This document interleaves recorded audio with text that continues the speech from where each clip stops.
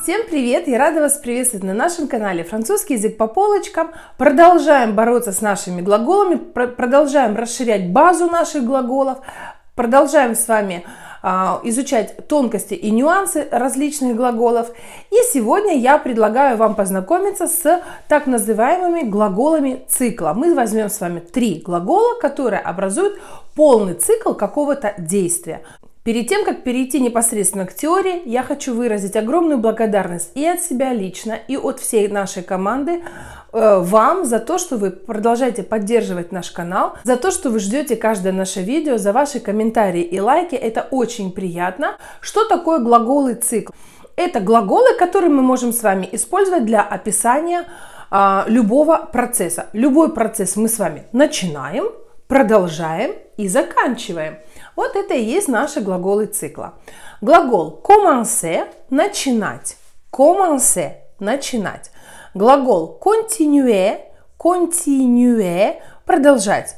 Глагол terminer – заканчивать. Terminer. Terminer – это синоним глагола finir. Многие из вас знают finir и используют finir, глагол второй группы. Сегодня у нас с вами глагол terminer. Итак, все 3 глагола у нас являются глаголами первой группы. А это что значит? А это значит, что мы с вами готовим ладошку и спрягаем по правилу ладошки.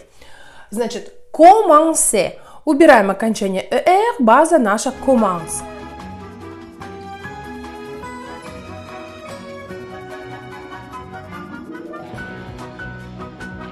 Я начинаю. Je commence, tu commences, il commence, elle commence. Nous commençons, vous commencez, il commence, elle commence. Глагол continuer.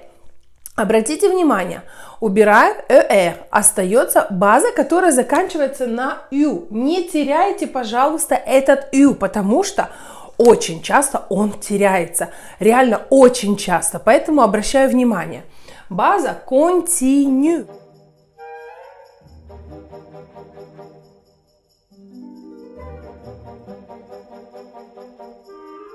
Поэтому я продолжаю, je continue, tu continues, il continue, elle continue, nous continuons, vous continuez, il continue, elle continue. Третий глагол terminer заканчивает база termina.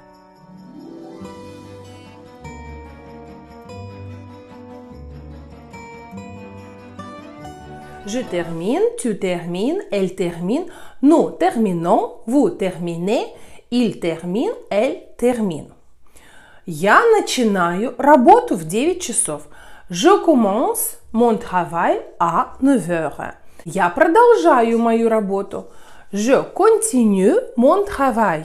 Я заканчиваю мою работу. Je termine mon travail. Ты начинаешь свою учебу. Tu commences ton étude. Ты продолжаешь свою учебу. Tu continues ton étude. Ты заканчиваешь свою учебу. Tu termines ton étude. Он начинает свое путешествие. Il commence son voyage. Он продолжает свое путешествие. Il continue son voyage. Он заканчивает свое путешествие. Il termine son voyage. Мы начинаем наше собрание. Nous commençons notre réunion. Мы продолжаем наше собрание. Nous continuons notre réunion. Мы заканчиваем наше собрание. Nous terminons notre réunion. Вы начинаете урок французского. Vous commencez cours de français. Вы продолжаете урок французского. Vous continuez cours de français. Вы заканчиваете курс французского. Vous terminez cours de français. Они начинают концерт. Ils commencent le concert. Они продолжают концерт. Ils continuent. Они продолжают концерт. Ils continuent le concert. Они заканчивают концерт. Ils terminent le concert. Обратите внимание, что во всех примерах после наших 3 глаголов цикла я везде употребляла существительное. Начинать что-то, продолжать что-то и заканчивать что-то. Когда мы продолжаем что-то, эти глаголы у нас ничем не управляются, и мы дополнительный член предложения просто добавляем без всякого предлога к этим глаголам. Но это был бы не французский язык, если бы было все так просто. Как только после глаголов commencer, continuer и terminer мы будем присоединять какое-то действие, какой-то глагол, то есть начинать что-то делать, продолжать что-то делать и заканчивать что-то делать, нужно быть очень внимательным. Почему? Потому что здесь появляется тема управления глаголов. Очень много я получаю сообщений с вопросом, что такое управление глаголов и как его применять, вообще как его учить.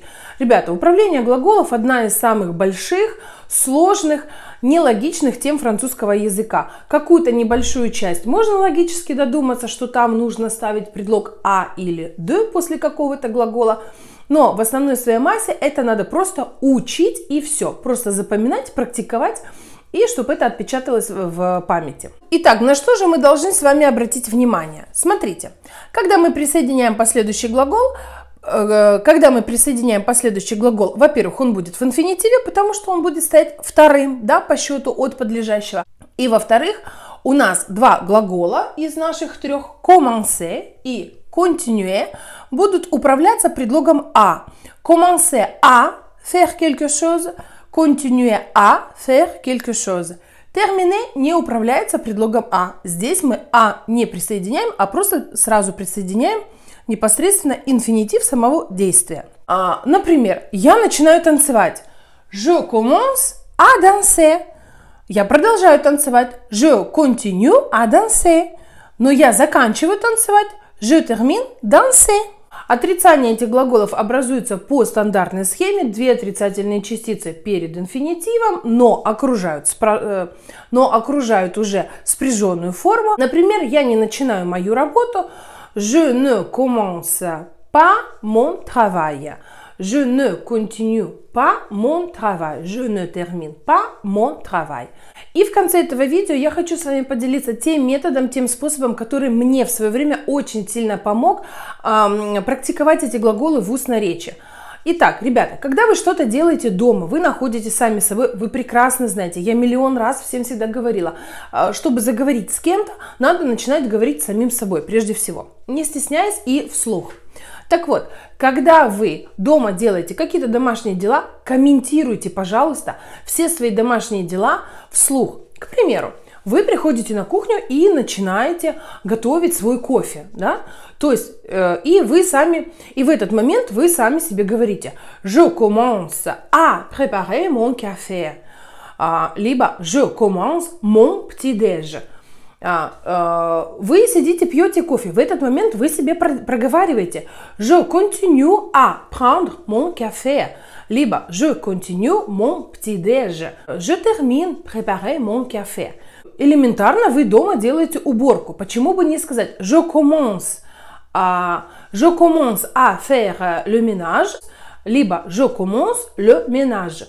Таким образом, если вы возьмете за правило практиковать самые свои элементарные каждодневные действия, вы увидите, что через неделю вы будете на автомате употреблять «commencer à faire quelque chose», «continuer à faire quelque chose» и «terminer faire quelque chose». И вы даже не будете задумываться, есть там управление глаголов или нет. То есть дело за вами, дело практики.